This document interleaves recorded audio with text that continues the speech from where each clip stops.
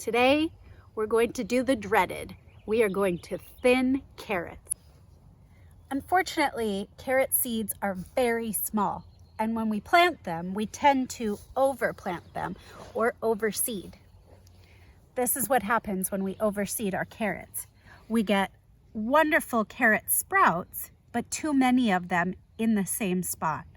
Yes, I too overseed my carrots. Look at this. There's a whole section where I missed them, and then right next door, too many.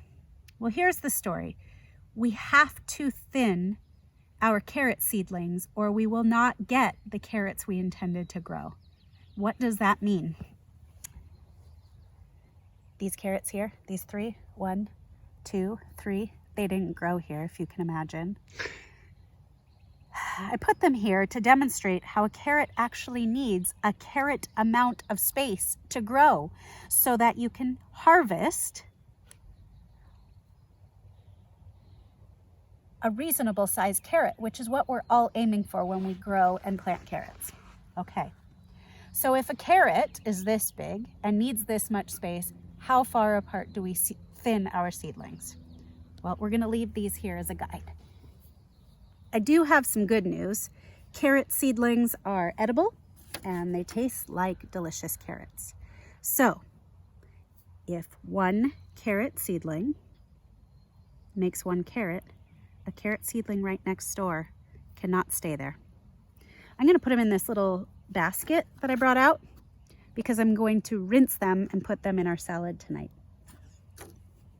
That's the good news. We could still eat them. Look at them, they're everywhere. Someone didn't know how to plant carrots.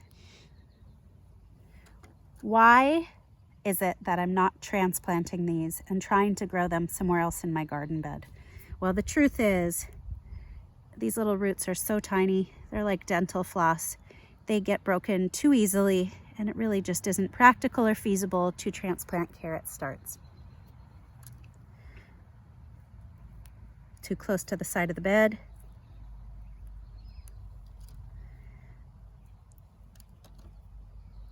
If you see one that looks particularly healthy or vigorous, leave that one. They don't have to be in a perfect row.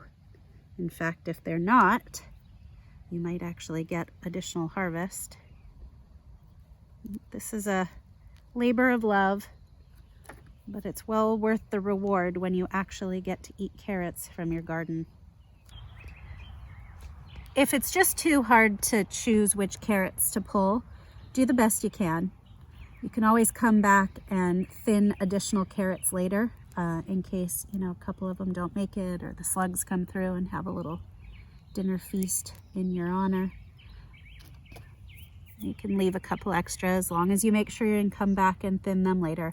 Again, it really is critical.